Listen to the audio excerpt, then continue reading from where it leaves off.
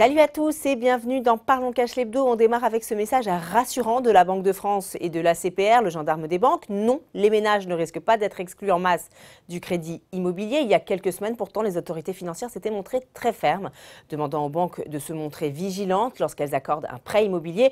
L'objectif étant bien sûr de limiter le surendettement. Selon la Banque de France, l'accès au crédit immobilier sera maintenu sur le moindre doute. Le crédit continuera de croître sur des bases plus saines et plus durables. Fin de citation.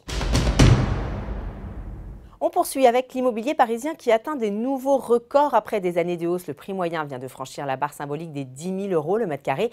C'est ce que révèle une nouvelle étude de Meilleur Agent. D'ailleurs, si on regarde dans le détail, les 3/4 des arrondissements, 15 au total, dépassent désormais les 10 000 euros. Sans surprise, le quartier le plus cher, c'est le 6e, à 14 550 euros.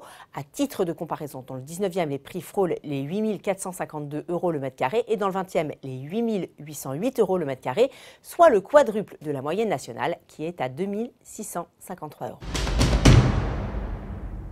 Et on termine avec les crédits d'impôt liés aux dons aux associations. Depuis l'année dernière, ils sont versés en 2 temps, en janvier sous forme d'acompte de 60%, puis en août pour les 40% restants, mais avec toujours un décalage d'1 an entre la déclaration et le versement. Gérald Darmanin souhaiterait qu'ils soient versés quasi en temps réel, avec des délais considérablement raccourcis. Alors comment y parvenir? Eh bien, ce seraient les associations qui déclareraient les dons et non plus les contribuables. Le crédit d'impôt pourrait alors être intégré à la déclaration pré-remplie. Une expérimentation aura lieu en 2021 avant une généralisation en 2022. Voilà, Parlons Cash l'Hebdo, c'est fini pour aujourd'hui. On se retrouve le week-end prochain.